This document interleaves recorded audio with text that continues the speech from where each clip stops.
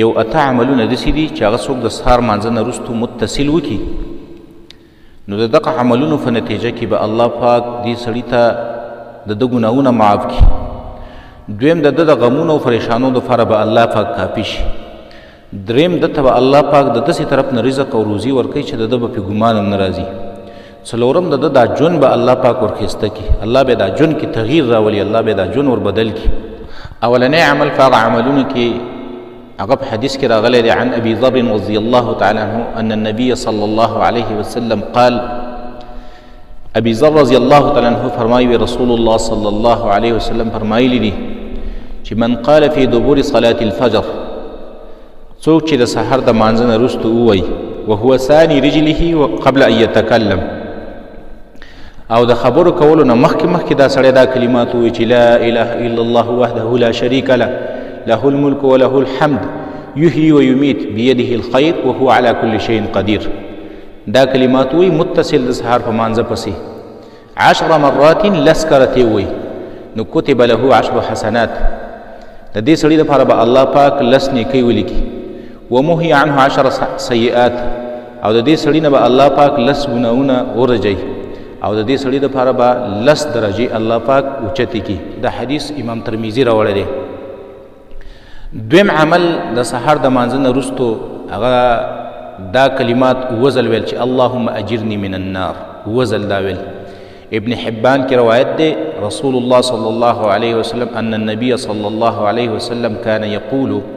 چې رسول الله صلی الله علیه وسلم بویل بعد الفجر والمغرب پس د سحر د مانځه نه وروستو او پس د ماښام نه دا کلمات بویل اللهم اجرني من النار 7 مرات وکرته به دا کلمات ویل. دریم عمل د سحر د مانځه نه وروستو 3 ځله استغفار ویل او اللهم انت السلام دا دعا ویل. دام په حدیث کې راځي په عن ثوبان رضی الله تعالی عنه قال كان النبي صلى الله عليه وسلم اذا انصرف من صلاته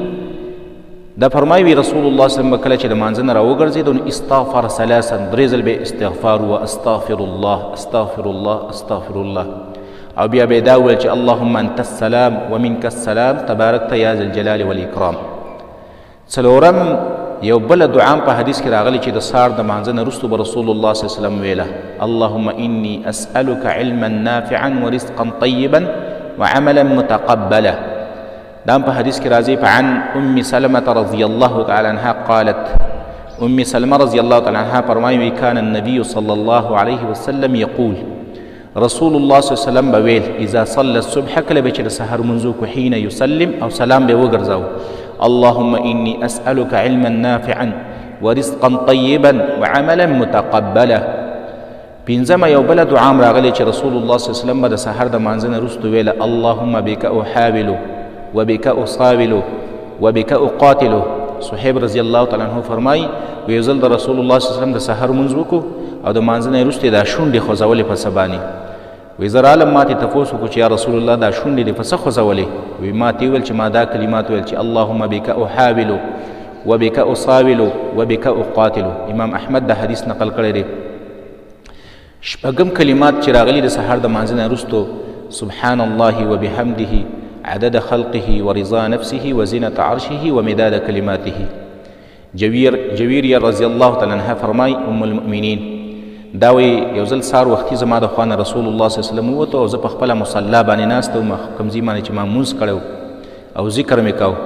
په دې کې رسول الله صلی الله علیه وسلم ناوخته رالی د ساختي په ټیم کې بیرته رسول الله صلی الله علیه وسلم رالی او زه ما هغه شانته ناست وم وی ما ته رسول الله صلی الله علیه وسلم وفرمایل چې دا تپس په کوم حالت باندې ناست یو ذکر کې ستا د وتلو نه وروسته ما یو 4 کلمې ویلې 3 ځل هغه 4 کلمې که ستا د ټول ذکر سره وتللی شي نو هغه 4 کلمې به تې درنې شي. هغه کومې کلمې دي سبحان الله وبحمده عدد خلقه ورضا نفسه وزنة عرشه ومداد كلماته. وم عمل آیت الکرسی لوستل د سحر د مانځه نه وروستو او اخیرنی سورتونه معوذتین قل اعوذ برب الفلق قل اعوذ برب الناس 3 ځل دا سورتونه لوستل. اتم عمل د اشراق منځ کول د سحر د مانځه نه وروستو. دام په حدیث کې راځي عن انس رضی الله تعالی عنه قال رسول الله صلی الله علیه وسلم انس رضی الله تعالی عنه فرمایي رسول الله صلی الله علیه وسلم ویلي دي چې من صلى الغداة فی جماعة څوک چې د سحر مونځ په جمع سره وکړي ثم قعد یذکر الله او بیا په خپل ځای باندې کینی او الله یادوي حتی تطلع الشمس تر دې چې نور راوخیږي ثم صلى ركعتين بیا دا سړی 2 رکعته مونځ وکړي نو كانت له كأجر حجة وعمرة تامة د دې سړي دپاره پوره د حج او د عمرې ثواب میلاو شو. نو 8 عملونه د سهار د مانځه نه وروستو د دې عادت جوړ کړئ او دا په خپل معمول کې راولئ. الله پاک به ستاسو پریشانۍ ختم کړي، الله به ستاسو را مشکلات ختم کړي،